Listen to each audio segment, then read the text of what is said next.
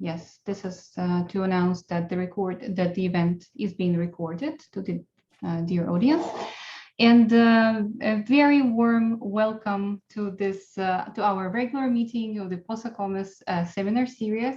Thank you very much for joining us at the beginning of August. We do understand that this is holiday season, and that's why it's really great to see you all here. My name is Anastasia Felker, and I'm one of the co-organizers of this PoSoCoMeS seminar series. And I happen to be the archivist for the Slavic collection at one of the most important counter archives on the Cold War, which is Open Society Archives in Budapest. And this is why this is another reason why I'm really looking forward to our today's discussion on the memory of the people's liberation struggle in Yugoslavia and beyond. And let me first introduce what the PoSoCoMeS is. That is a working group that hosts our event. So this seminar series is brought to us by the PoSoCoMeS, which is a working group on post-socialist and comparative memory studies at the Memory Studies Association. PoSoCoMeS aims to help establish high scholarly standards for post-socialist memory studies across disciplinary boundaries, as well as to create global framework for scholarly dialogue about post-socialist memory. And the seminar series aims at achieving exactly this by bringing together authors of recently published works on post-socialist and comparative memory studies from across the globe, and scholars in the field to introduce the recently published works to the audience and to initiate debate across the disciplines. Now, our seminars take place once a month, and if you'd like to introduce and discuss your work, please contact the organizers. Today, we're discussing Gal Kirn's book, The Partisan Counter Archive, Retracing the Ruptures of Art and Memory in the Yugoslav People's Liberation Struggle, that was published last year in 2020 by the Rupture. So let me say a couple of words about how this seminar will unfold. It is planned for about 1.5 hours. So we will start with our today's reviewer, Lana Lovrenčić, who would introduce the book, comment on it, and address questions to the book authors. And after Gal responds to the post questions, we will have Q&A sessions with the audience. Let me introduce our participants. Gal Kirn is a specialist in political science, cultural analysis, and philosophy. He is a visiting fellow at the Institute for Cultural Inquiry in Berlin, and is a participant in the international research project on partisan resistance, visual culture, collective imagination, and revolutionary memory. He also authored another book. His previous book is called Partisan Ruptures, and it was published in 2019 by the Pluto Press, and it addresses the rise and demise of socialist Yugoslavia. Our today's reviewer is Lana Lovrenčić, who is an art historian. She works at the Institute of Art History in Zagreb, and she is a co-founder of our PoSoCoMeS working group. She has published on the memorialization of the Yugoslav People's Liberation Struggle. This is one of the reasons why we're welcoming her tonight as our reviewer. And she also discussed methodological approaches to the private archives in several of her works. She also organized highly acclaimed international academic events on social monuments and modernism and memory of post-war monuments in post-communist Europe in 2015 and 2017. And I won't be taking any more of our time and give the word to Lana. Thank you very much for this kind introduction. So Gal and I actually met today and had a short discussion about our talk today, and we have kind of decided to start this talk with a poem. So I will read a poem from Gal's book. Someday in a million years' time, one day in a million years, maybe geologists will write of how people lived these days. Their lips will curve into a bitter smile. Oh, yes, at that time, a human being was only an animal, which is why his acts should not be taken as sins. But if they could only know how our hearts were beating warmly at that time, the comradeship was more to us than we to ourselves. Maybe then they would think differently about us, and then also understand our great pains. So I would like to thank you for inviting me to discuss this really interesting and dense book of Gal. And as we start, I will give some short introduction, but then I will hope that the content of the book, we will discuss it as a dialogue between Gal and I, where maybe I will more pose questions and Gal give us his answers. So the book, The Partisan Counter Archive, Retracing the Ruptures of Art and Memory in the Yugoslav People's Liberation Struggle, as Anastasia said, was published last year, and it is actually a sequel of Gal's previous book. He is dealing with a topic of partisan struggle and of anti-fascist legacy from 2009, if I'm not mistaken. And this is actually showing something that is part of a broader discussion that is going on in the post-Yugoslav space from this time onwards. And luckily, it is still very alive and vivid. And this kind of work, like this book we are discussing today, is actually a really interesting and valuable contribution to this discussion. And why is that?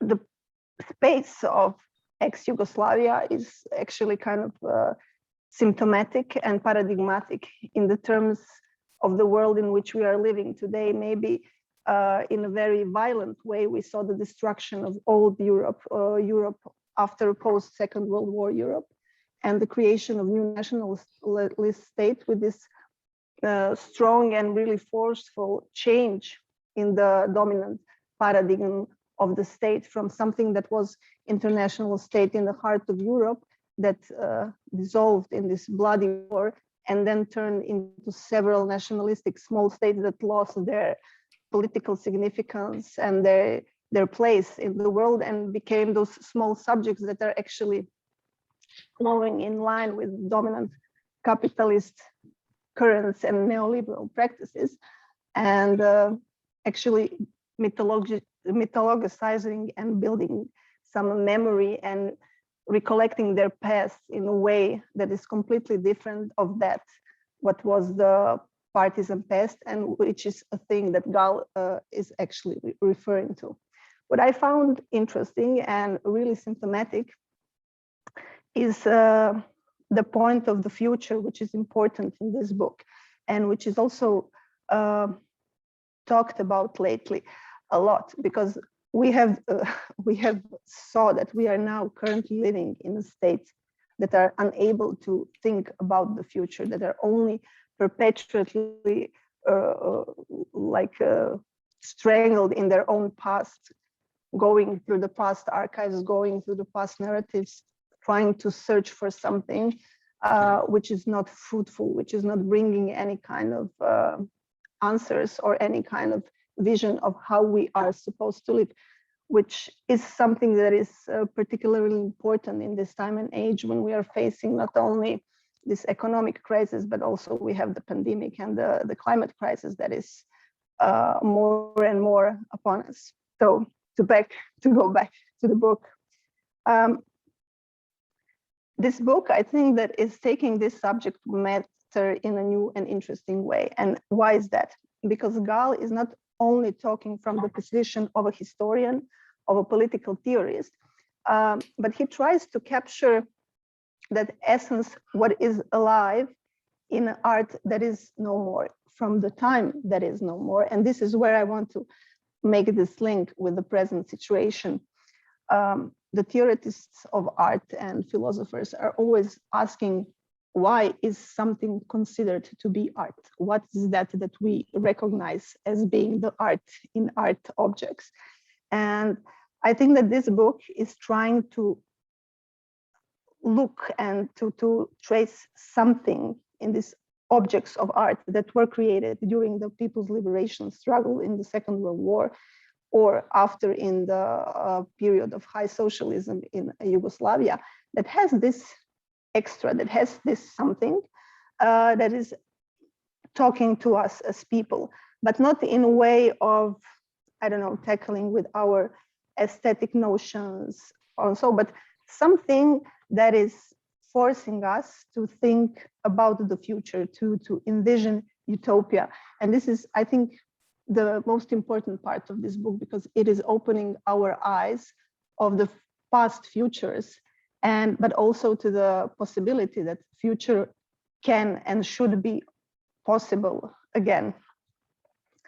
So what I wanted to say, the connection to the time and space in which we are living, Gal is actually connecting to the past time of partisan struggle in the 60s and the 70s Yugoslavia, with giving it a contemporary frame. And this is, now we are entering the structure of the book itself. In the really dense introduction, he's explaining his method, he's giving his theoretical frame, but he's also explaining the process of revisionism that we are seeing today, and in which way the contemporary revisionists are actually rewriting the European past and rewriting the past in these ex-Yugoslav countries. So post-socialism, transition, capitalism, anti-totalitarianism, and ever growing right populism and even neo-fascism are calling for this urgent return to the partisans' past,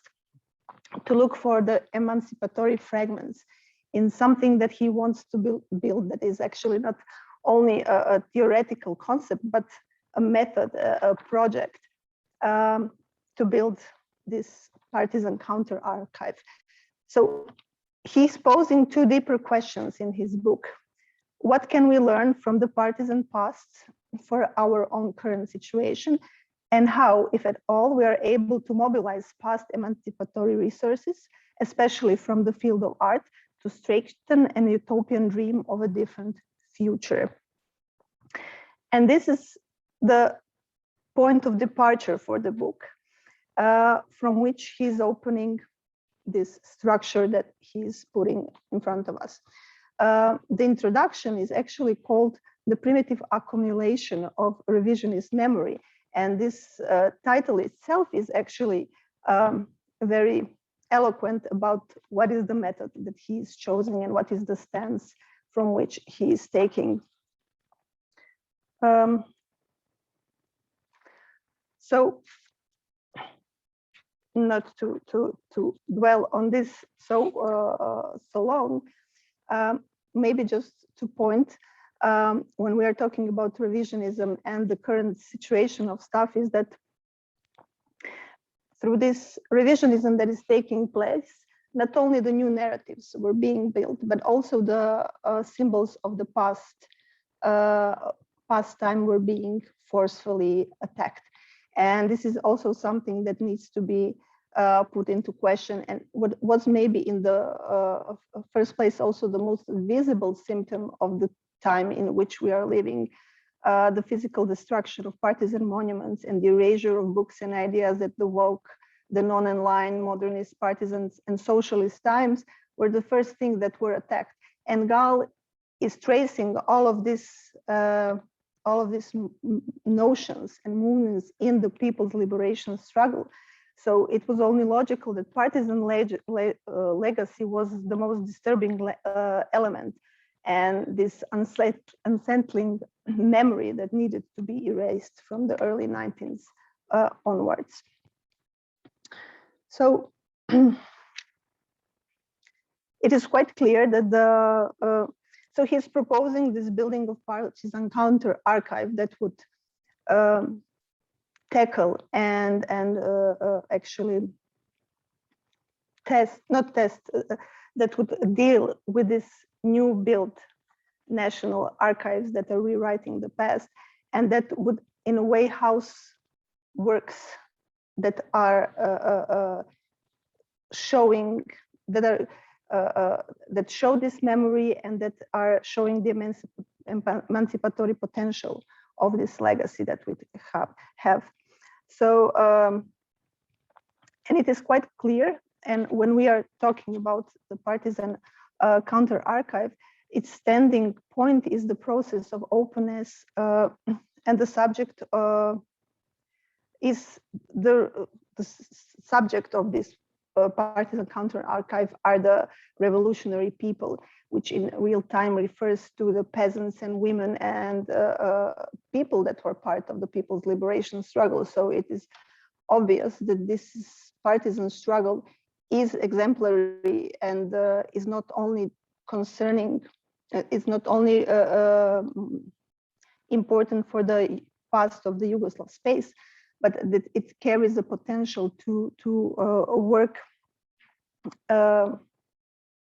in terms of more struggles in the world, not only to see it as the struggle for in the Yugoslav area against the fascists and the Nazis, but that also this kind of theory and this kind of approach can work its way into decolonizing studies, because as it's beautifully said in one part of the book, partisans of the world retrieve past fragments of and for an emancipatory future. So we see the potential of applying this theory to a more broader field, which is especially important as and interesting for a group that is post-socialist comparative memory studies. So maybe we can also make some kind of comparisons with other places of problematic histories or history of the oppressed, because we are not talking here about the victims and the perpetrators, but we are talking about the oppressed people that have risen in impossible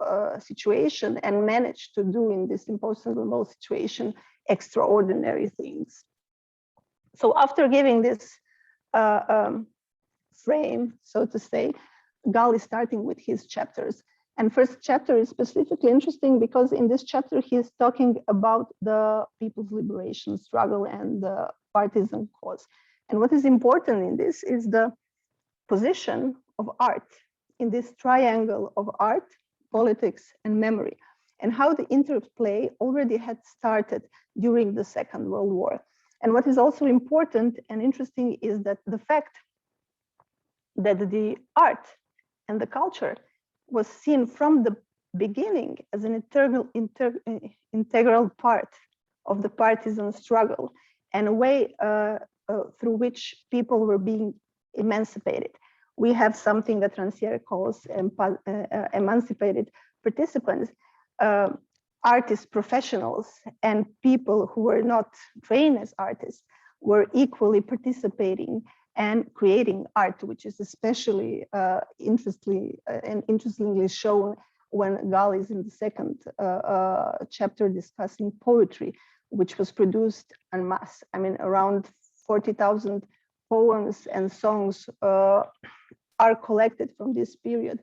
And with one of those, we opened this discussion, but they are showing this, force, this strong belief in the righteousness of the cause in which all of them are participating. And this is something that throughout the book, Gal is actually referring to as partisan surplus. And we will discuss that later in detail, because this is, I think, I recognize this as something that differs ordinary poems and ordinary art from the objects and art that are placed in the partisan counter archive. What is also interesting in this second chapter that is discussing partisan poetry is also the discussions following other artistic formats that were being used, but that are all characterized with using the material that is on hand.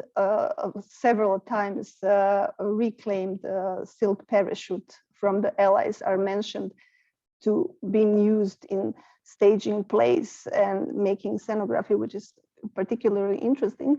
And in this sense, even more curiosity is aroused when you read about partisan photography and also partisan film. And making a film sounds like complete impossibility in a guerrilla war where you are hiding in woods and forests without any kind of infrastructure.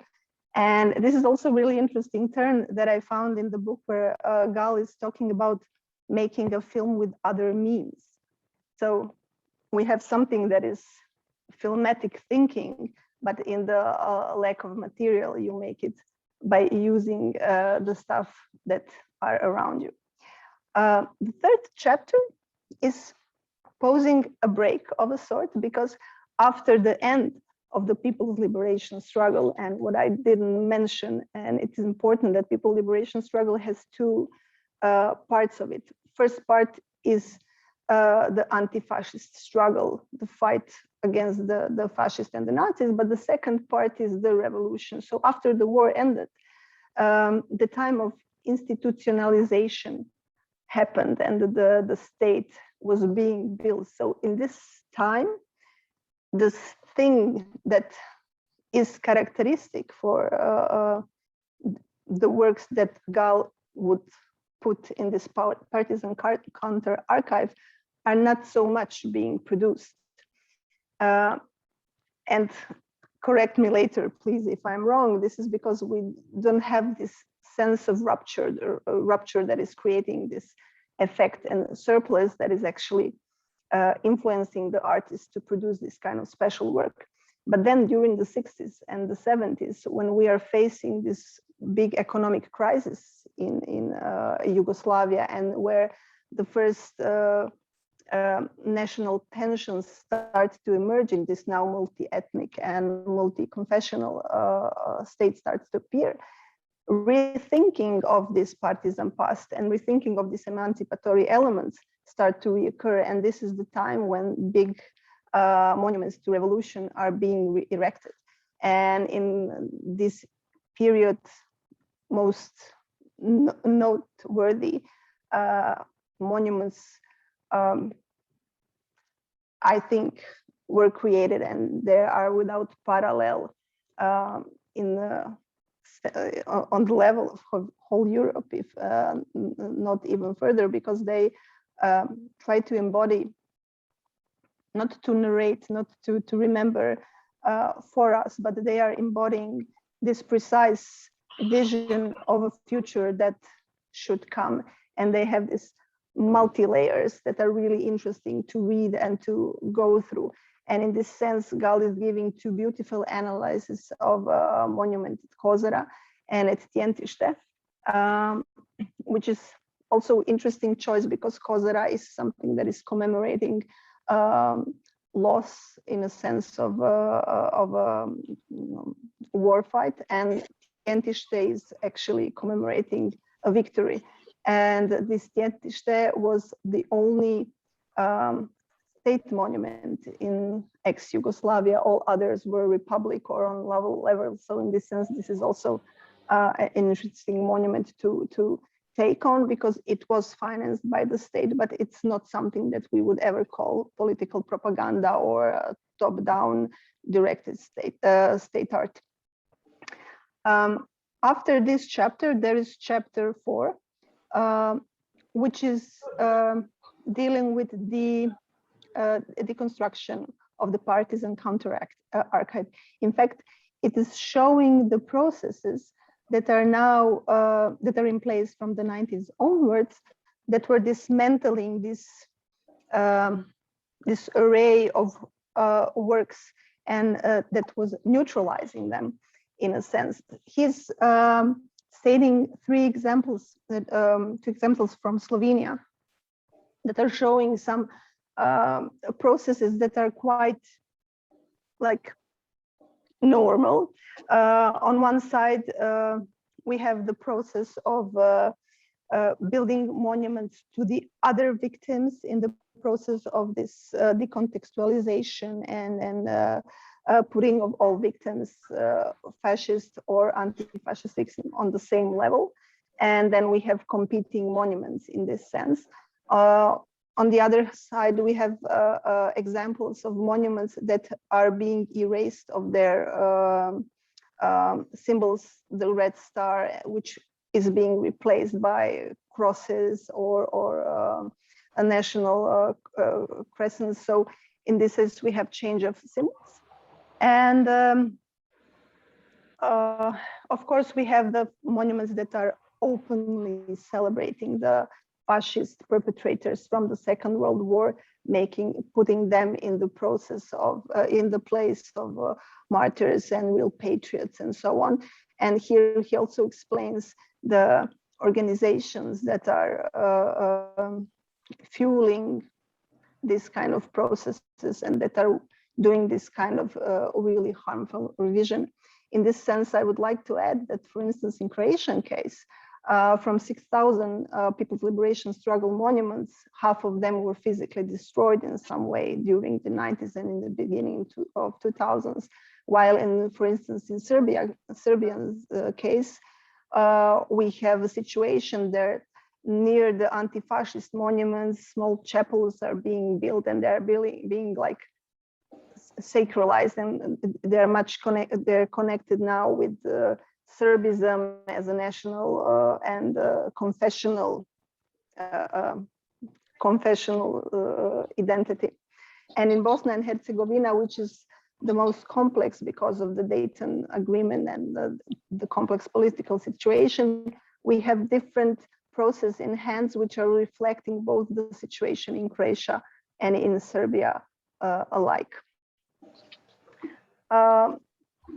So I would maybe like to stop here and just say that after the chapter 4, there is in the chapter 4, there is also really interesting analysis of pan-European monuments to victims of all of totalist victims of all of the totalist totalitarian crimes. Totalitarian, yeah, which I would really like for Gal to elaborate here, because I think it's really important example, and also really strong conclusion that is emphasizing the most important parts of the book.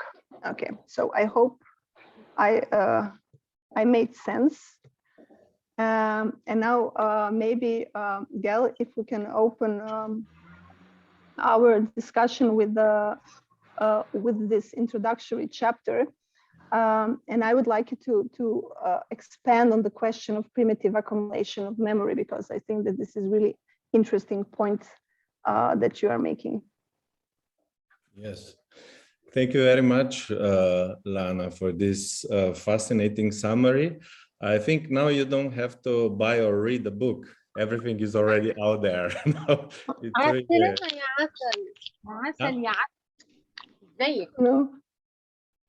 Yeah, I'm very delighted for this great summary and also some additional points that you made.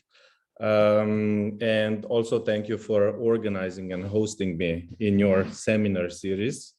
Now, of course, if we start tackling the question of primitive accumulation of memory, I kind of refer or kind of paraphrase Karl Marx, much more famous concept of primitive accumulation of capital, which, as you probably know, he used to kind of dismantle or demythologize the sacred origins of capitalism, certain arche or bourgeois archive of capitalism, if you want to have it. So basically dismantling the myth of Robinson Crusoe and this kind of entrepreneurial starts, right? As if the capitalists themselves generated, so to speak, surplus value, or through their inventivity and so on, basically the capitalism arose, and let's say world market kind of came together through this world trade and merchants and so on. So there is a kind of double criticism there on the invisible hand of the market and of this entrepreneurial mythology. But what actually Marx was targeting was the kind of absence of thinking about violence. So whenever we have certain transition, and this is interesting for discussions of transitional justice in memory studies and so on, you would have to do with sorts of violence, which in a lot of memory studies after the 80s, 90s, was focusing on specific dynamic between perpetrators and victims, and especially on the political violence, right? So you had much less work done on symbolic or economic violence. So that's like part of the point where my research kind of communicates to those strands of critical memory studies that also take seriously economic sides of transitions, while at the same time being also critical towards certain Marxian tendency that is occupied with thinking only the history of capital. There is nothing else but the history of capital. So we are just talking about the critique of political economy without connecting it seriously to kind of political instance or to what I name the process of the accumulation of memory, which in the case of post-Yugoslav society, but also you could call it in the former East, and that we can discuss together later on, is connected with, of course, a strong historical revisionism that is not just a pure academic exercise or kind of historic stride that we see in Germany or in France, thinking about the French Revolution through François Furet and so on, but is basically participating in the East and post-Yugoslav context in some kind of revolutionization of ideological and political state apparatus. So those ideas that seem to be quite purely academic and so on, really got strong material existence. So ideas are not just like the level of the spirits or somewhere above us, but in Althuserian sense, they take certain material effects and also take certain material shapes. So for discussing particularly violent post-Yugoslav transition, I would even claim that the economic transition in the early 90s was not as important as the political and memory transition. So the major fuel for ethnic wars was then not just certain, okay, we will take over certain social property, social ownership, but also certain strong ethno-nationalist paradigm, which of course, in last few years, we were many times joking about make America great again, but we have our own dosage of make Slovenia, make Serbia, make Croatia great again, and also make Germany great again through a reunification process.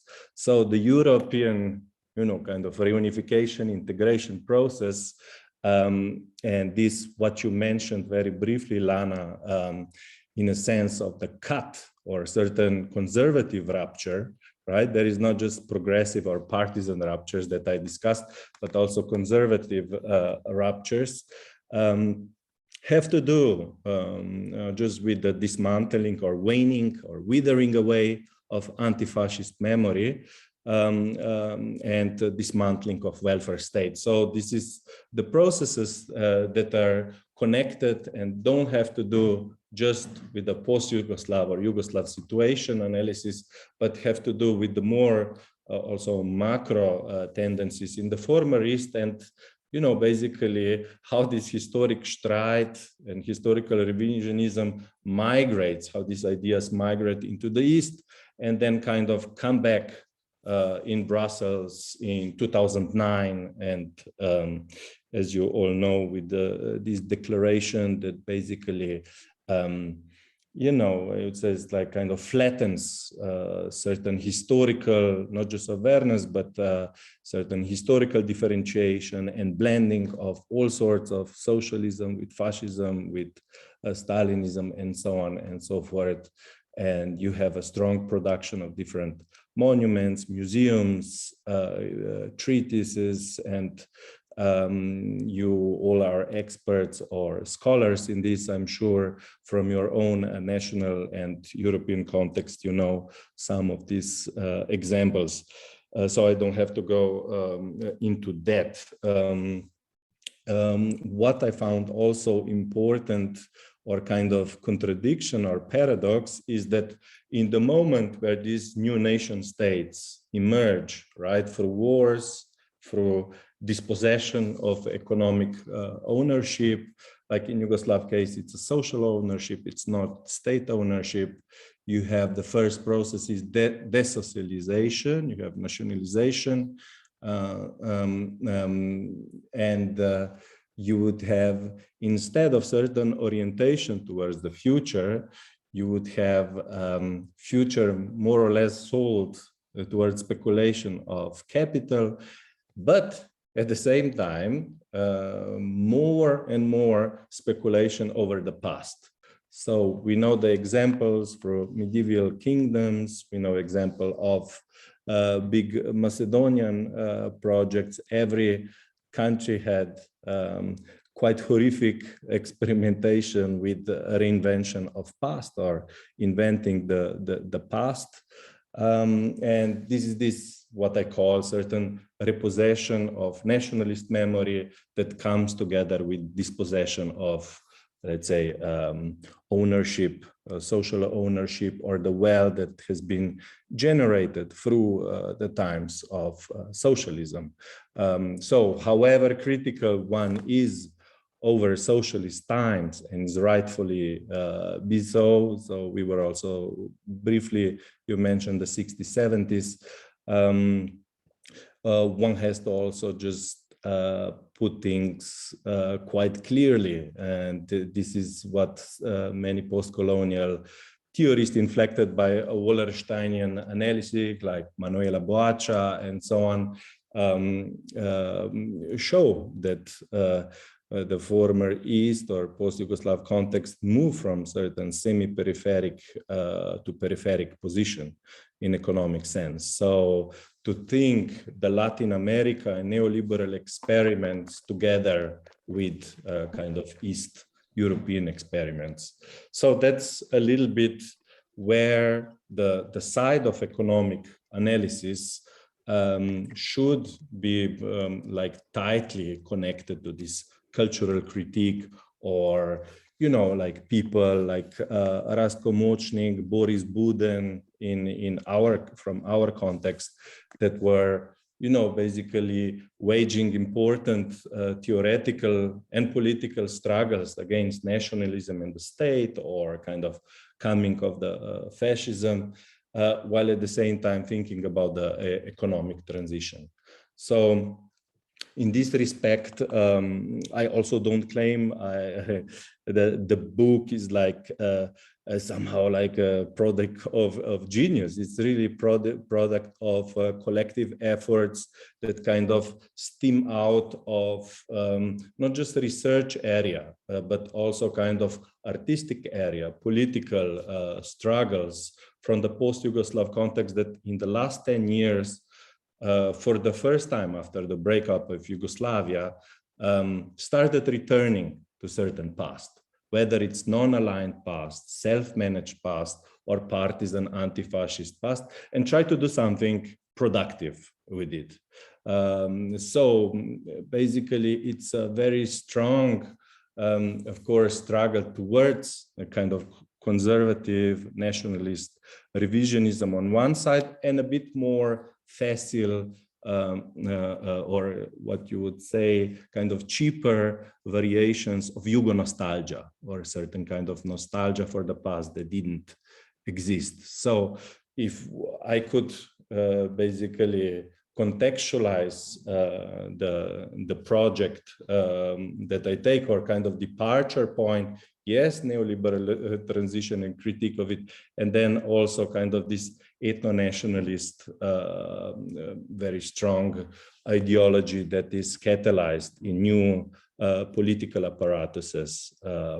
So that would be a little bit of my answer on the primitive accumulation of memory. So to take into account the levels of violence.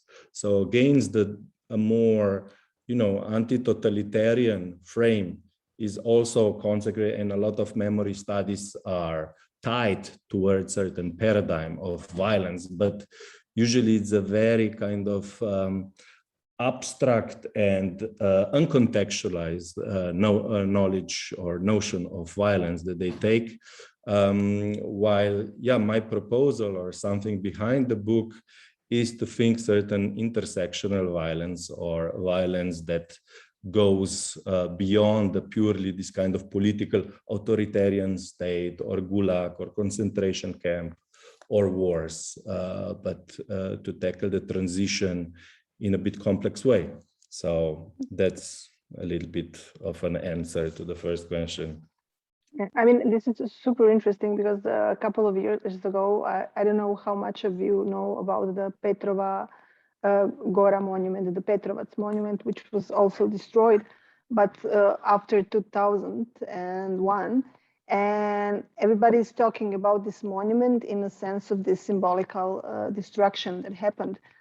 But what has also happened in this sense is that this monument was in an area that is a memorial area of some 1,700 hectares of land, which lost its protection after the 90s and the dissolution of Yugoslavia as natural monument. And not only that, but it was divided into 4 administrative units, as after the dissolution of Yugoslavia, new administrative units were created. And now you have this whole forest that is being cut down because there is no more protection and is divided between different parties and different ranges. So you have this destruction of symbolic capital, but that is followed by the destruction of the woods, of the trees there, and you have then this robbing of natural and this social capital also in hand. So I think that it is a great point that you put in your book, and a great emphasis that this revisionism and destruction of memory is not only on the symbolic level, but that all of this is very much followed by the economic changes and this robbing of common wealth and common goods. Next question that we kind of agree upon, and I would like to stick with it a bit, although you already answered a couple of points from it, is about the Marxist memory studies one. I mean, how does your method contribute to the memory studies in general? I would like maybe if you can add a bit to those, and then we can move on. How do you see it? Yeah, so one of the things or important point that you might have highlighted already before, but I can stress again, is that I see my project in line of series or array of different approaches traversing historical memory, political analysis, and also some art research or artistic practices, which have been in last 10 years at least, or 15 years, very much engaged in also this decolonial, one would call it post-colonial in theory, but let's call it a more kind of strongly decolonial approaches. So that is definitely where kind of on this more general level I would situate the project to. Secondly, the book of left-wing melancholia of Enzo Traverso, that is one of my important reference points. He basically has a little bit kind of simplistic departure point, saying that it seems as if memory studies and Marxism are divided. Marxism, objective knowledge, history, memory studies, individual subjective knowledge, memory. So it doesn't come together, but there is this strong historical coincidence, which I agree, like that there is a boom in the memory studies in the moment where kind of there is already transition from Marxism to post-Marxism. So kind of mid of 80s, Laclau and Mouffe already write, socialist strategy, but it's actually post-socialist strategy or post-Marxist strategy for post-socialism. You have Alain Badiou, Peut-on penser la politique, important book that kind of avoids thinking economy and thinks politics in terms of politics itself. So kind of this political event and so on. So you have this strong tendency even between the French intellectuals that kind of come from this transition of structuralism and Althusser, and that kind of a part of some exceptions start to think about politics. So you have Rancière, you have Badiou, and a lot of other epigons in that tradition that go in that way. But not to go too far away in political philosophy, what specific contribution could be, and where I would connect this partisan counter-archive to specific sets of other counter-archival practices that have been emerging. You know, I many times quote this Canadian very fascinating political project and film project, so trying to trace diverse moments, fragments, materials from Canadian Indigenous people. Basically they have this departing definition that counter-archive is community-based, that it is disruptive of, let's say, national archive.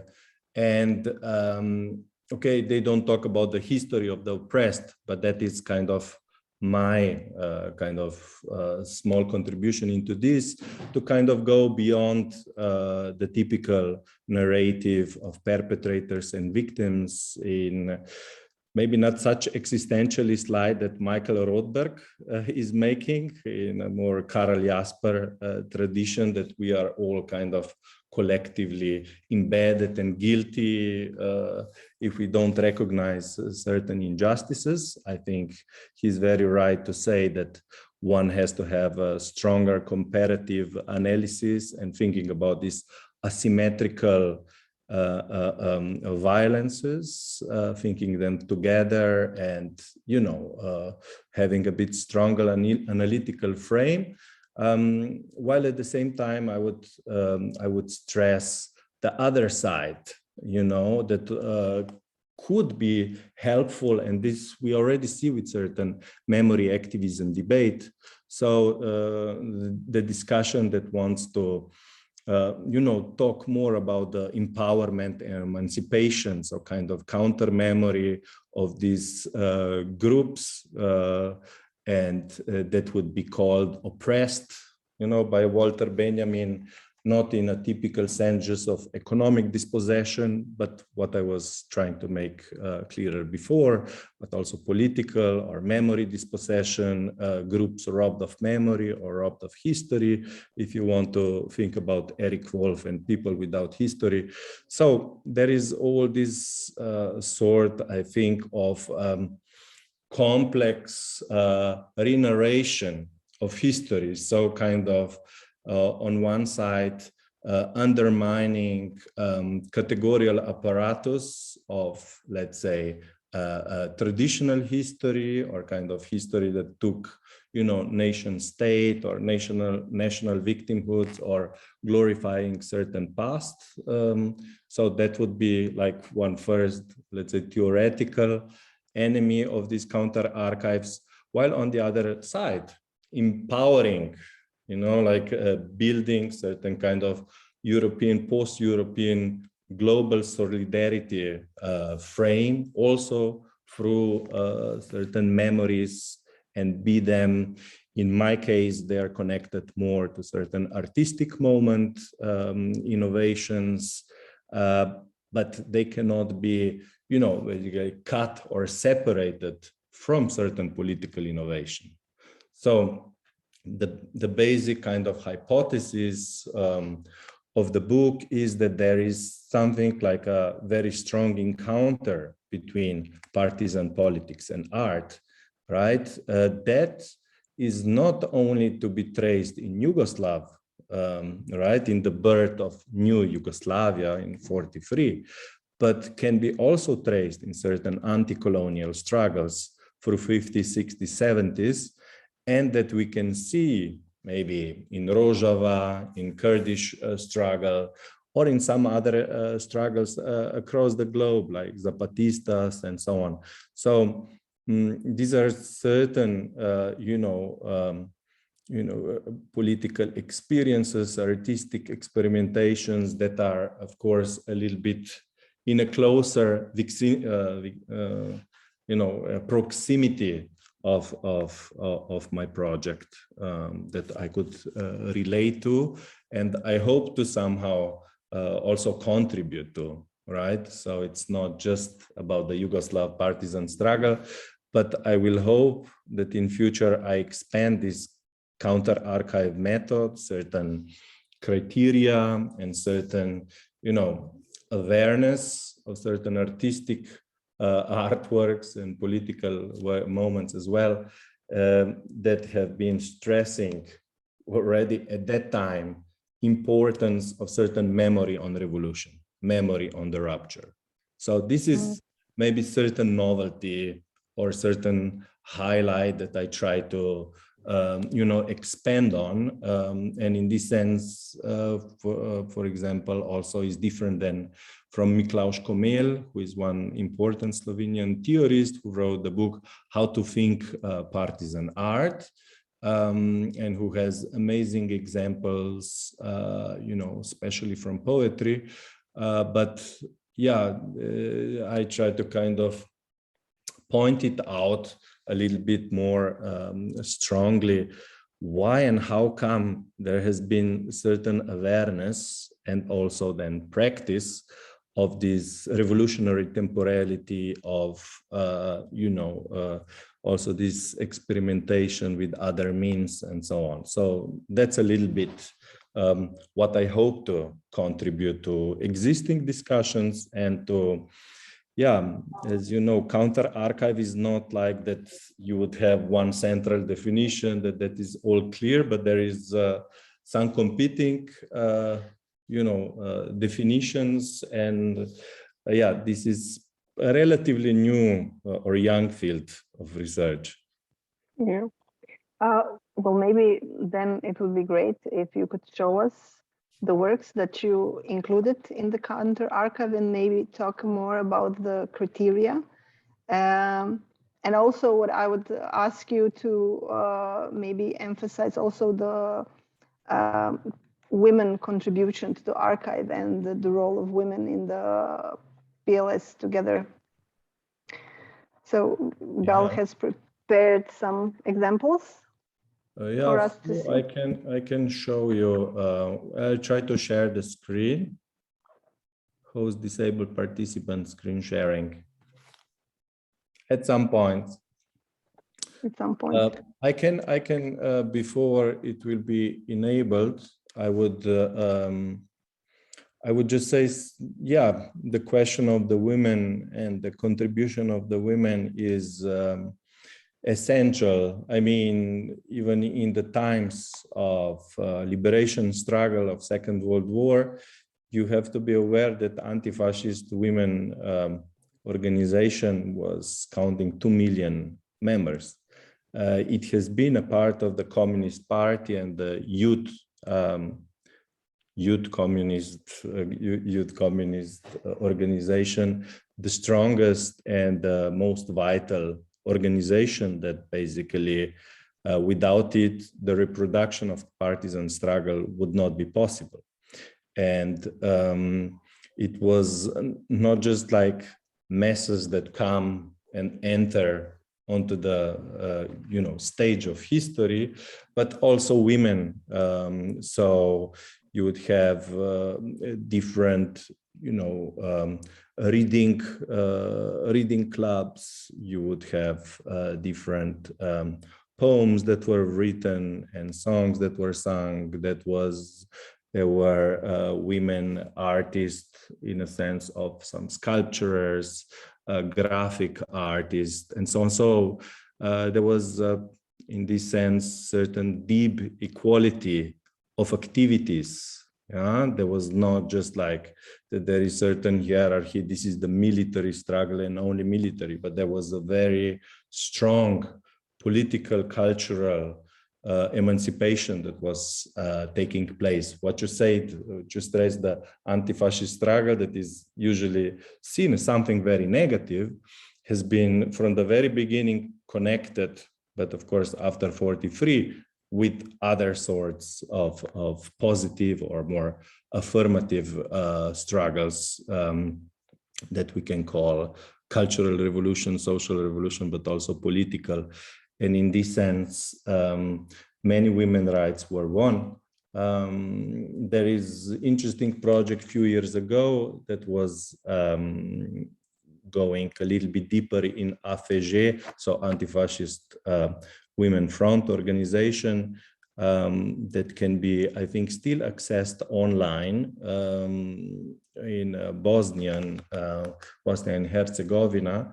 And yeah, you had also certain collection of women partisan press, Naša žena, Our Woman, you know, different editorial boards that were led by women and were contributing also towards like kind of emerging socialist state that is in the beginning very much, it has state and anti-state tendencies, even though one has to be also clear, you know, 1948, that is a lot of time very much promoted by pro-Yugoslavs, so to speak, as anti-Stalinist and the beginning of self-management and non-aligned. It was the year, you know, where a lot of organizations and also then later women organization was disbanded, and you know, the certain political autonomy of the women was taken over by a more stronger communist, you know, they call it League of Communists, not anymore Communist Party, but there was still a very strong political authority of Tito's entourage and certain Republican leaderships.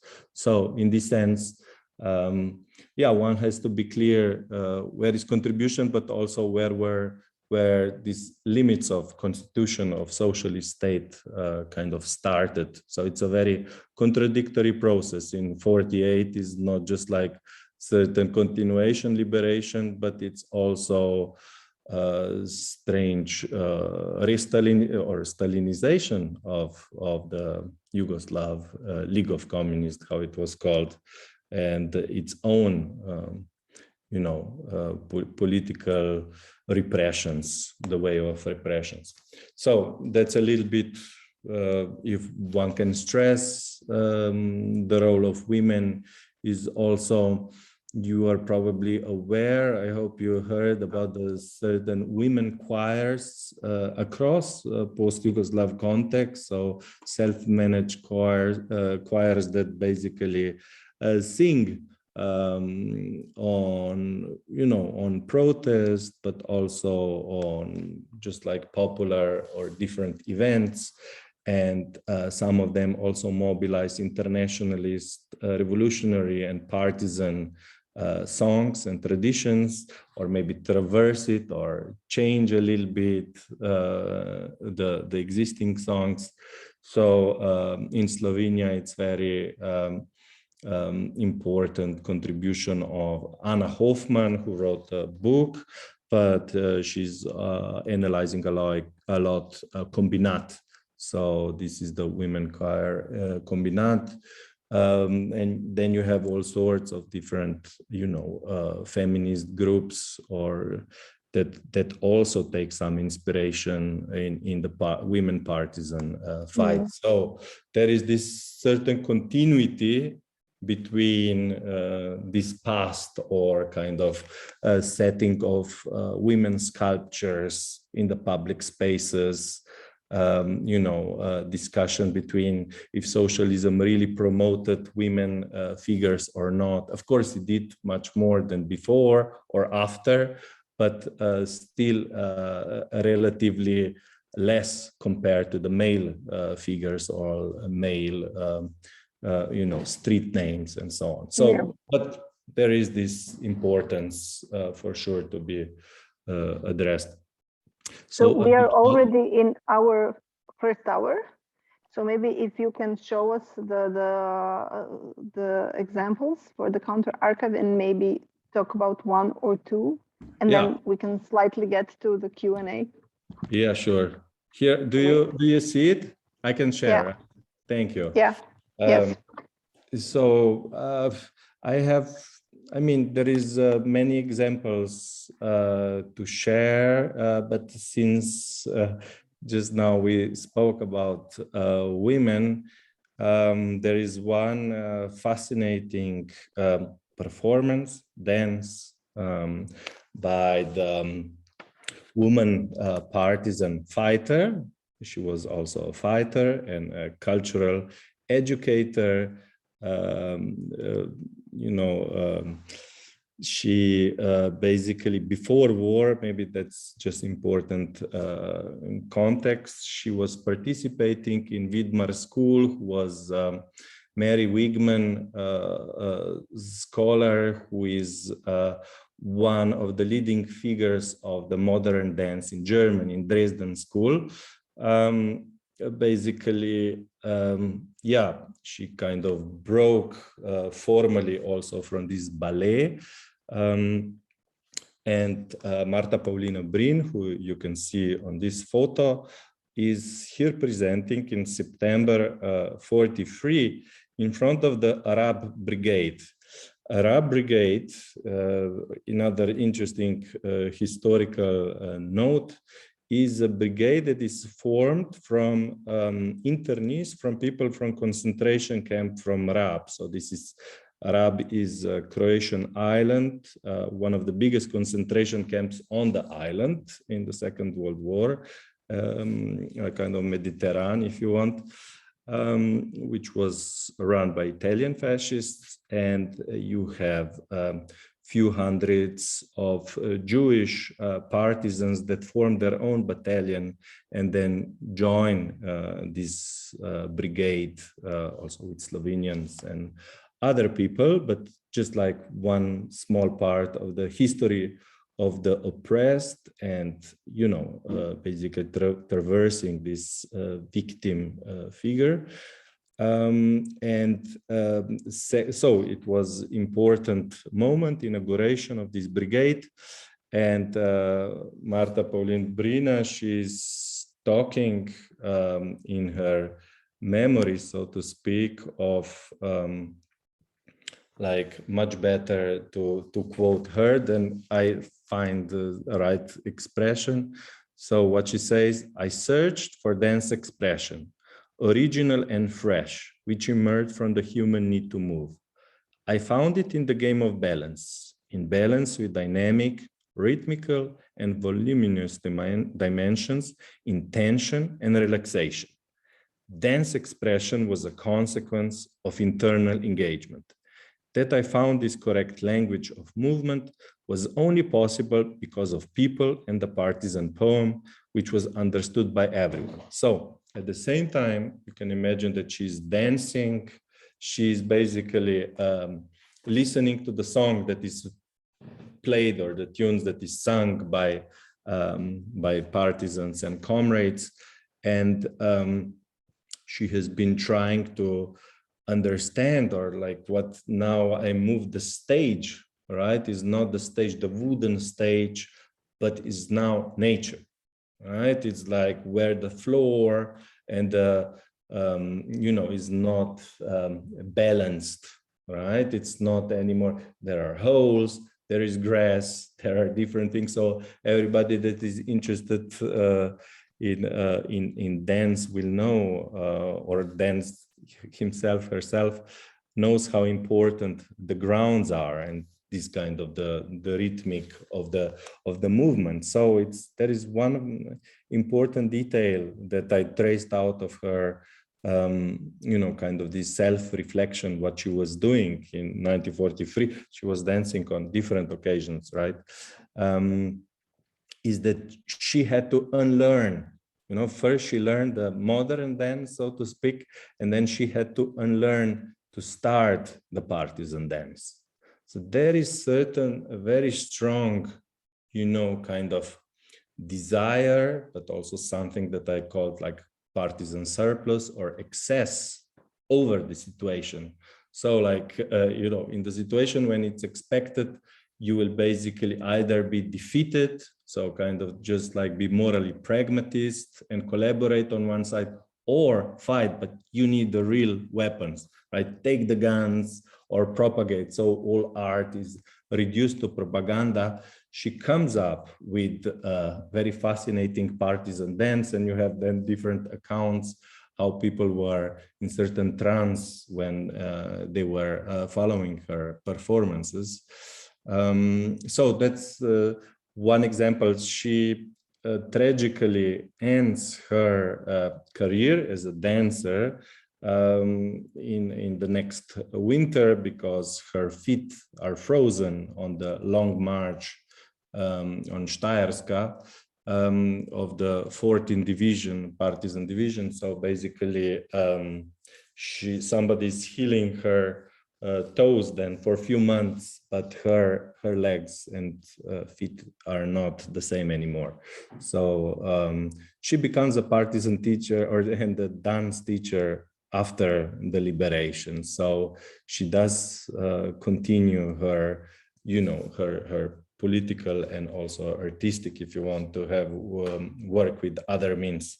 So this is one. And then what I wanted actually to also read to you is one example that I found as example of partisan film with other means.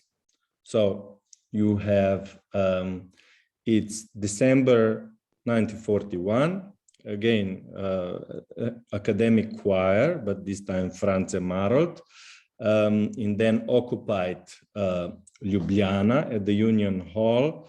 What is happening is that you know, this academic choir kind of tries to kind of put on the show for also the fascist authority that come there and disguise it as an event to cherish the Italian culture. What they basically then perform is you know, kind of national aware or you know, for kind of song of resistance for that time. Lipa zelenele, the linden tree is becoming green. And at that point, Urudio Mota, one very interesting film technician before the war, finds himself. And what he does is that he pushes in chandelier, so in this big light, he puts the last remaining film that he has. And what he does during this event is basically he records on the partisan film, so on the tape. On the tape, he records the partisan song. So actually the first partisan film is in the Second World War. Yugoslavia is basically you know, film inscribed as a sound of resistance. And you might also know in the history of film that it's not till 47, 48 that the sound is inscribed onto the film tape directly. You have to have post-production of the sound. So you would have, you know, all films that would be recorded and only then you would montage and edit the sound. What he, you know, in a partisan gesture to record this resistance, the sound of resistance did or succeeded is to already inscribe, you know, the sound on the film tape.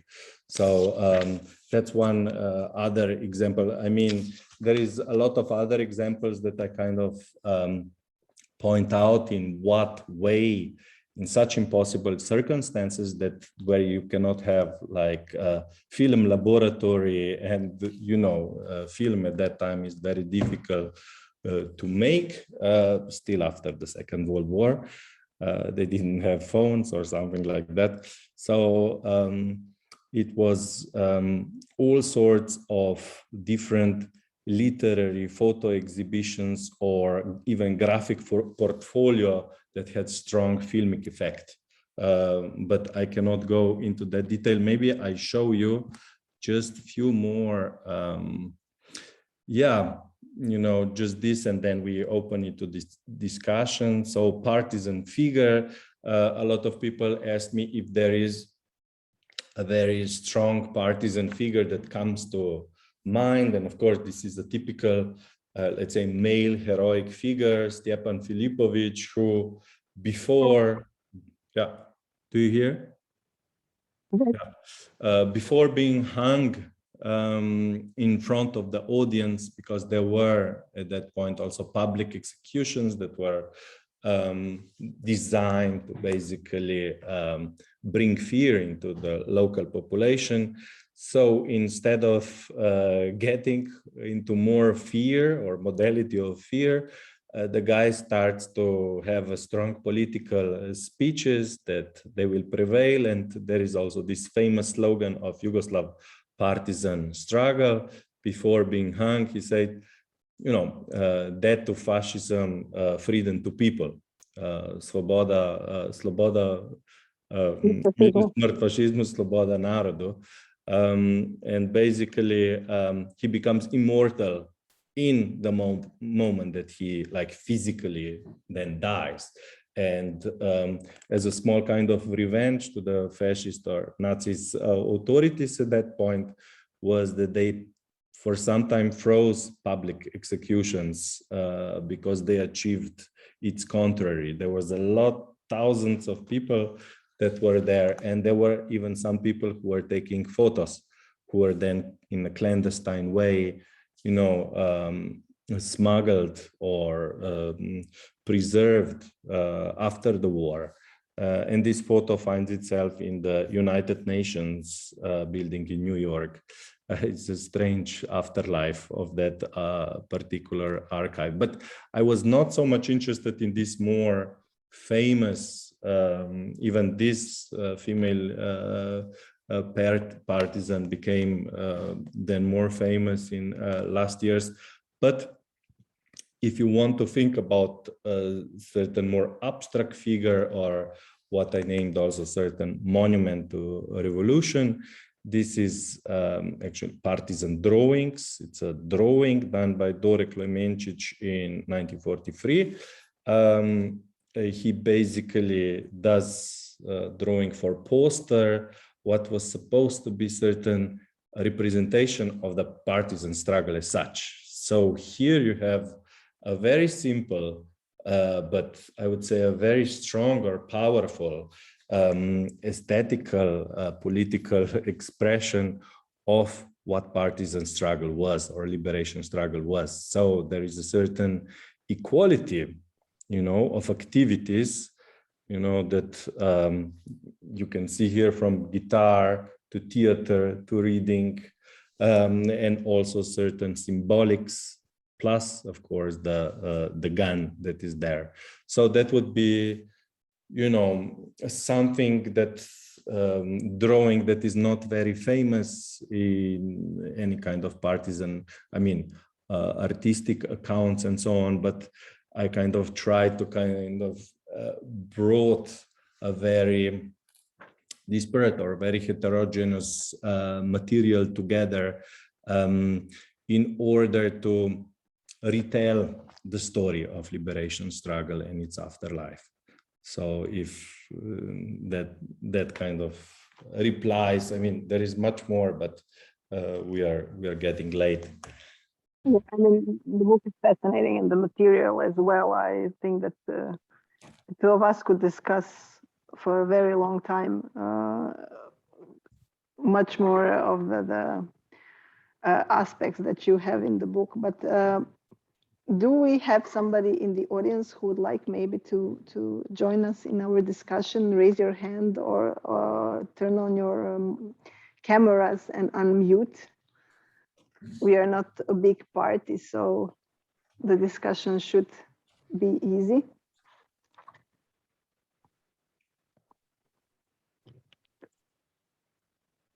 I mean, I have more questions. If nobody poses, I will pose another one. Yes, Anastasia.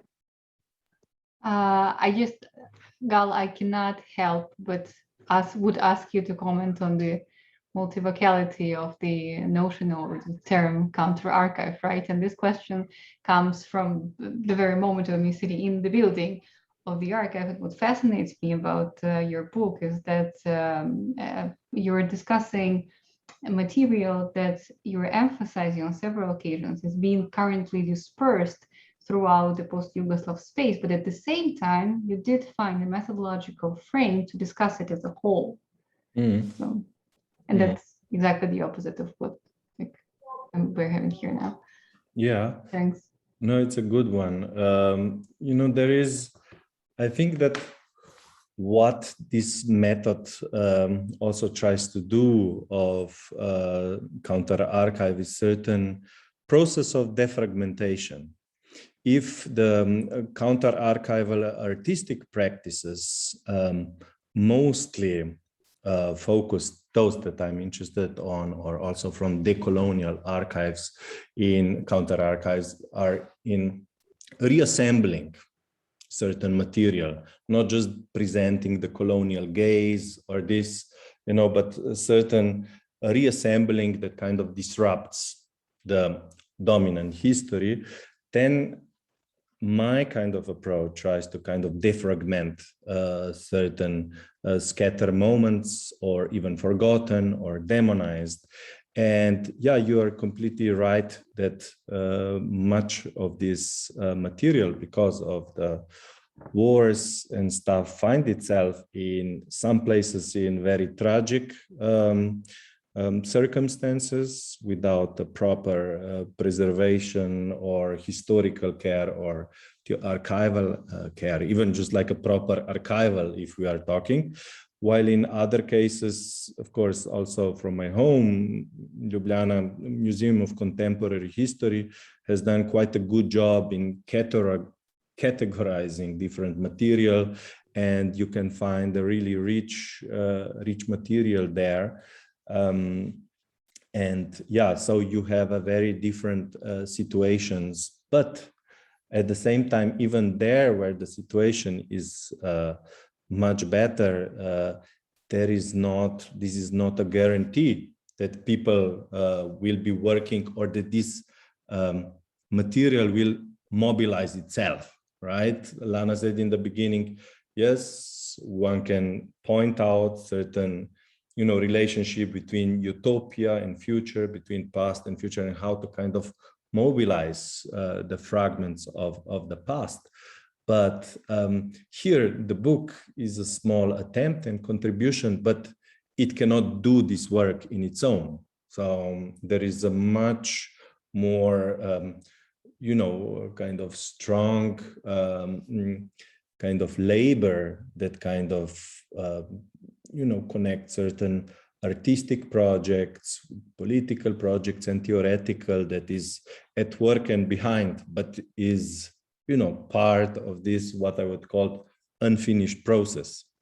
Yeah, so that would be a little bit the answer of, the fragments or the scattered material, how to bring them.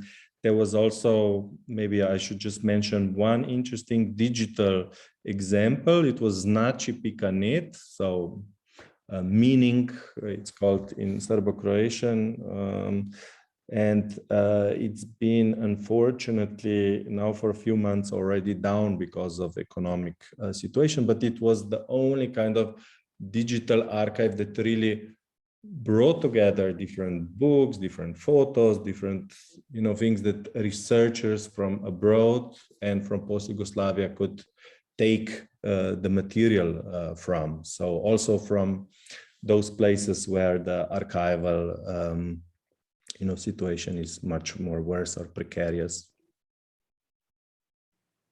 Thank you.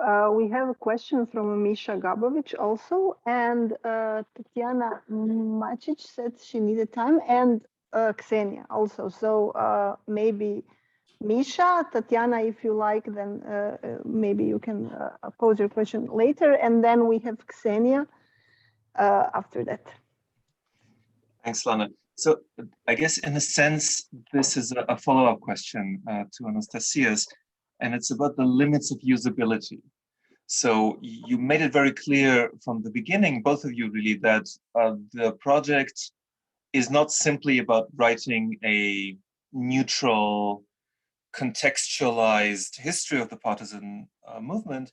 It's about trying to mine it for ideas and artistic production, artifacts that might help us imagine a new kind of future.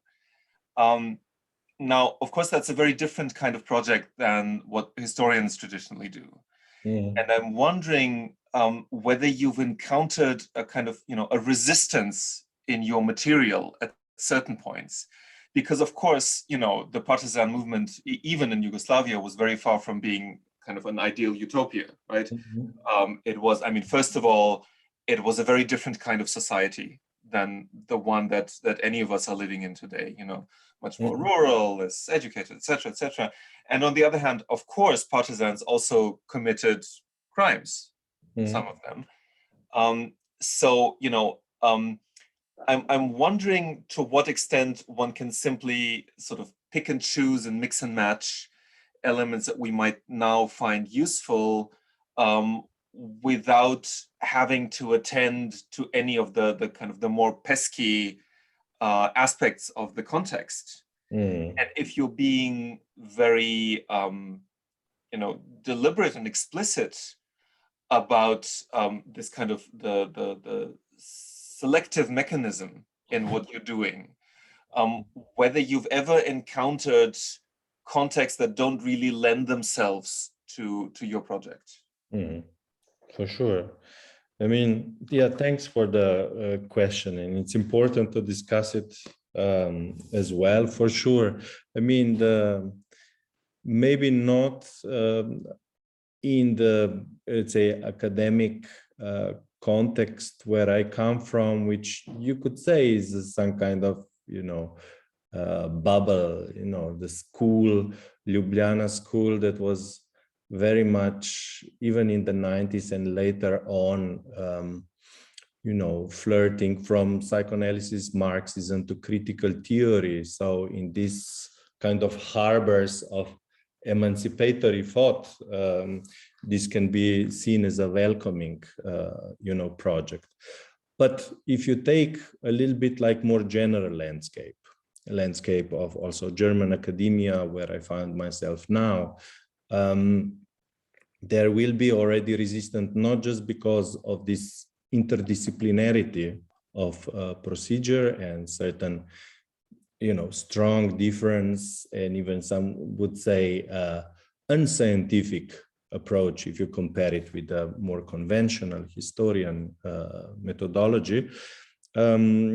You would have all sorts of discussions that would be going on, but definitely in this context, I would be intervening into certain kind of strong anti-totalitarian, totalitarian debate, then into the debate of, let's say, what happens in the moment when the idea of new Europe is constructed, and there is a strong demise of Yugoslavia.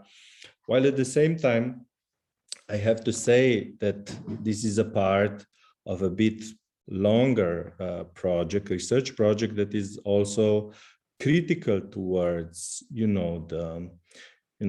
also you call it like crimes of certain kind of anti-fascism or partisan, or even I would say also certain very negative effects of socialist modernization, or what I mentioned very briefly in 1948. One cannot see it as only certain kind of path away from Stalin, but also certain elimination of internal political opposition.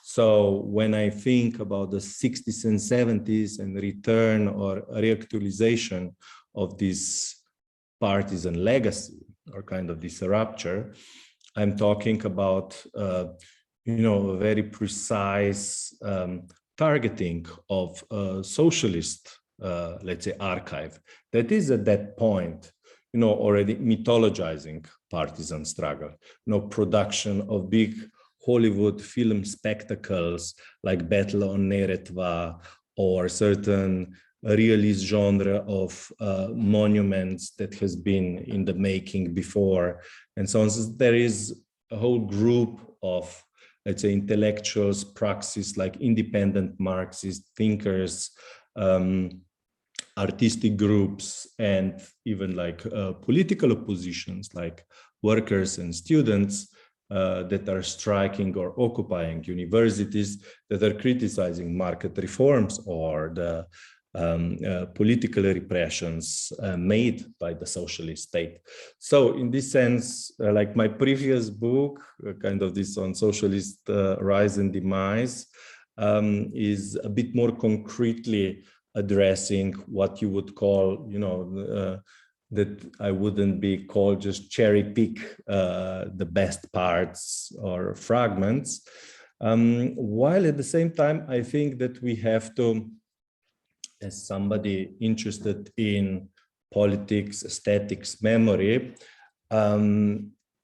be completely aligned. I mean, that's a theoretical and political decision, if you want, with certain kind of a Benjaminian tradition that basically shows what is contemporary or what can be still used in certain past, and what can inspire us for the future.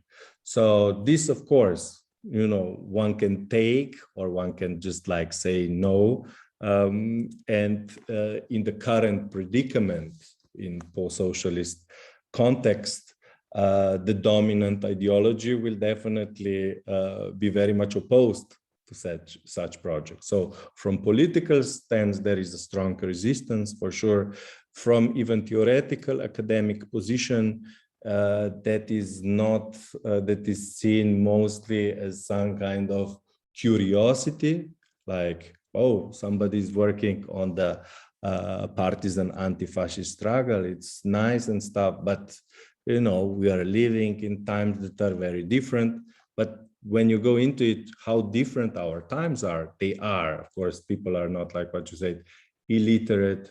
People, you know, there was the kingdom of Yugoslavia was something very different than the post-Yugoslav or post-socialist post-democracies, if you want to say. But of course, there is a very strong polarization in society. There is a very strong asymmetry in terms of capitalism. There is a very strong authoritarian political governance. So what was seen as an example of excellence of transition, Slovenia, my own country where I come from, has turned into a disciple of Orban type of post-democracy or authoritarianism. And this happened just like in a year time. So it's despite a very strong, you know, cultural memory, important historical textbooks that are neutral or even more siding with certain partisan side of history, that was not a guarantee that, you know, kind of political machinery in a matter of year change all representative of cultural institutions and start like really mocking openly partisan holidays and so on. What a few years ago was still unimaginable became very much our reality. So in this sense, of course, we are not living in times of Second World War, but there is a certain kind of exigency, or also in terms like what Lana mentioned, in terms of this kind of neoliberal dystopia that is inflected by environmental catastrophism, that demands certain mobilization of material and mobilization of us as certain sorts of public intellectuals, and however we agree or disagree, and methods, we all basically intervene into our situations. So if that somehow responded to a very complex question. Thank you.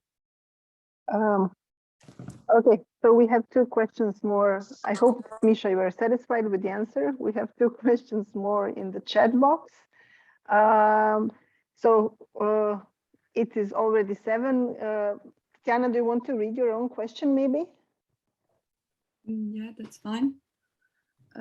Well, first of all, thank you for this beautiful presentation. I'm very inspired and very interested in this topic. And I found it quite difficult to find literature and to find academic sources which are useful for the artistic practices, which I'm interested in, where there is an overlap between cultural, political, academic, and artistic. So I think this is quite inspirational to see what kind of sources you're using and examples that you're using. I'm very much energized by them, I should say. So I have a couple of questions, so maybe start with them. You were mentioning rupture. We know this rupture, how it came about, a series of events, historic events. But which rupture would cause today, according to you, new ways of contemporary artistic production in direct relation maybe to this post-Yugoslavian histories?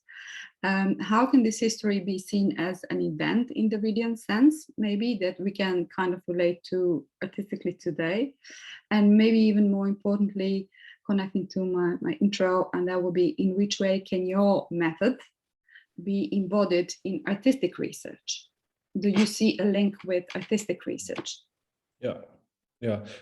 Thank you very much. Let me start with the end. For sure it can be. I mean, even though if it's kind of more essential theoretical project, but it openly, kind of embraces specific artistic practices in the post-Yugoslav context. At the same time, I must say I'm engaged in one project at the moment with Kunsthalle Vienna, where curatorial collective VHV is situated.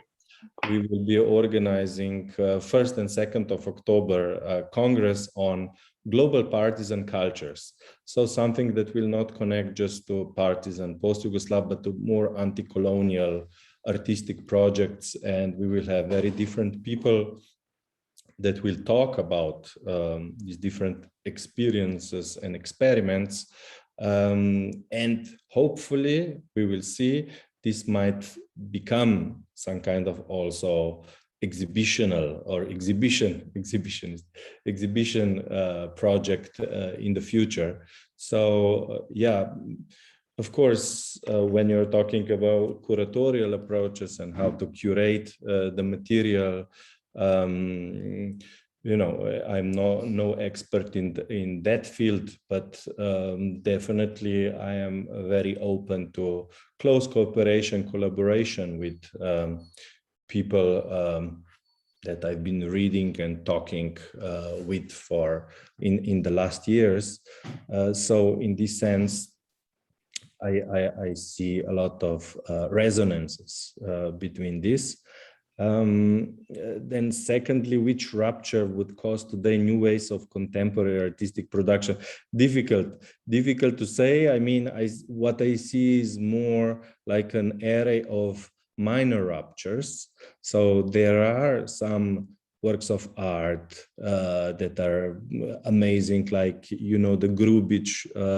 Igor Grubic film essays are quite fascinating on this topic of partisan monument. There is like, like a mentioned Kombinat women choir that is, that has this strong memorial, but also intervention in the present. So there are all sorts of these groups that could be discussed or taken as important inspiration, but for now I cannot locate any kind of strong rupture right? That would be opening of something very new, something that would have also a qualitative novelty, right? Even though you can see certain more critical approaches in art, in politics, in theory. What I'm interested always in this triangulation of the fields, you would have troubles like really locating rupture. So this is a work of future, I would call it. And now we have to go for the last question, I'm afraid, because then I will need to leave. Tanya, you asked a question in a chat, but Gal kind of answered most part of it. Maybe if you can unmute, if you like to add something. Yeah, so sorry, I can't use my camera at the moment, but yeah, so thanks so much, a really wonderful discussion. I think maybe, Gal, if you have a few moments, if you could give a more concrete example or just reflect on how contemporary artists or cultural producers in general engage with this archive. Yeah, so you mentioned briefly that this is something that where you also stem from, or you're in dialogue with these people. So who are these people, and how are they approaching this archive? Yeah, they're approaching different archives. They're not, I would say, approaching like my counter archive or certain, let's say, dissents. Perhaps in the near future, but definitely there has been a lot of engaged artists. You will remember of different anti-fascist women fighters, the Croatian artists. You would have let's say in Slovenia, this is what is maybe worth mentioning, that the partisan art was seen also in times of socialism as some kind of para art or some kind of propagandistic art. There was not, some kind of really serious account with it. So I would say PoSoCoMeS, as art historian, he made a very strong contribution in 2009, so a bit more than 10 years ago now, that in certain way also was a strong push for the Modern Gallery, Museum of Modern Art in Ljubljana, that pushed partisan art into their permanent collection. So everybody that goes in Ljubljana can now see a collection of certain works, of posters, of graphic art, not poetry, but the visual part, sculptures and so on, that will be there all the time. So that is a certain kind of return into the heart of kind of national institutions, and a certain rereading of history of national culture or national art through avant-garde partisan lenses. So that is a certain strong, let's say, push that was done by now former directors Zdenka Badovinac in connection with PoSoCoMeS and a couple of other people on that institutional more level. And on a less institutional level, or on the level of artistic practices, there are people like David Malkovic or Grubic that I also mentioned, that were taking, let's say, the partisan monuments quite seriously, but also seriously in a sense that in the last 10 years you would have, if you don't have demonization, then you have a certain aestheticization of partisan monuments, right? Which also decontextualizes or depoliticizes their kind of value or their existence, their modalities. So there is an array of artists that have done work that was, let's say, much more contemplative and not straightforward political. They wouldn't say, we are partisan, we have to reinvent partisans today. but were a bit more subtle in kind of refining certain kind of partisan aesthetics or certain kind of afterlife, right? So this is maybe, I would recommend these visual essays of Grubic to look into. What else? I mean, Lana maybe has some other examples that could be also worthy of further, examination. But yeah, people around VHV collective, that's definitely one important part.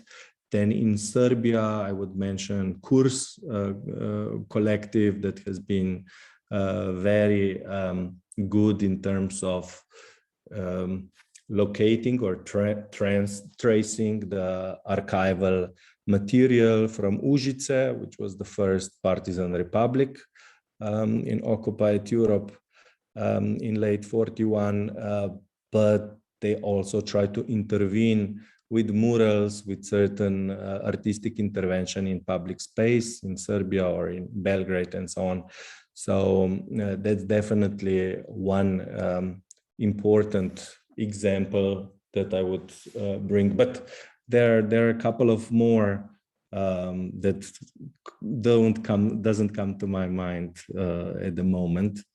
But I would like to mention. Yeah, I would like to mention Siniša Labrović. He had this beautiful performance, and this is not on the partisan art itself, but in his hometown, the partisan monument was mined, and part of it was destroyed, but the monument was left in situ, and it had the open parts where the explosive detonated. And then he performed the cleaning and of the wounds of the monument, and then he put bandage on it. So this was really strong work that was also commenting on the situation in the 19th and what actually happened to this heritage. There is Nemanja Cvijanović, of course, that I forgot, who is consistent in working with, I call them partisan ready-mades. So like he takes chess figures from the real partisan times and then puts them into new constellation, or he just like moves something, or he did a big public sculpture, which is called monument, anti-fascist monument to self-defense. So he put red star on the skyscraper of the Rijeka, one city in Croatia, which inspired but mostly provoked a series of dramatic responses and also like kind of threats with death and so on. So he put, I think, 1,800 small red pieces of glass on the top of constellation and made it look like a red star from like when you see it from the far, but where you come from beginning, it's quite brutal with this, so you cannot just like remove it. Anyways, after a few weeks, it was removed, or they had a deal, because it was supposed to be happening in times of, Rijeka is a European cultural capital, but as you know, because of Corona and also because of some political discussions and stuff, this project could not really, take shape in the way that was envisaged. But yeah, this is one example. Yeah, thanks a lot for this extended answer. Really, really wonderful examples. I'm familiar with a few of them, but yeah, there is seems to be a wealth of examples. And I just wanted to also briefly mention that I really appreciated, Gal, your connection of your work to the work of post-colonial or work on decolonization in art. I was wondering if you know this book. It was recently published by a colleague of mine now based at University of Amsterdam. It's called Partisan Aesthetics. It's about Indian art. Yeah. You know. Okay. Yeah. I read one chapter. It's very good, and she's coming on this conference. Yeah, I thought so. Okay, I just want to ask about that. Yeah. Great. So you know Sanjukta. Yeah. Yeah, I thought it's more like the title, but when I went into it, it's a really good work. Yeah, that really connects, with what you're doing. Yeah, so thanks a lot. Thank you very much for these inspiring questions and discussion. I'm sorry, I could stay probably for half an hour more until we had the energy, but familial obligations are calling me. Oh yeah, so we did prolong a bit than we initially planned. So maybe it's now time to say goodbye. Goodbye. Thank you. Yeah, thank you all who stayed until the end. Hope you enjoyed yourself. Get Gal's book; it's great, and see you hopefully on some other PoSoCoMeS event. Anastasia, please. Yes, please stay tuned for our further announcement. In September, on September 6th, if I'm not mistaken, we will be discussing environmental memory and migration. Thank you. Bye, and thank you, Gal.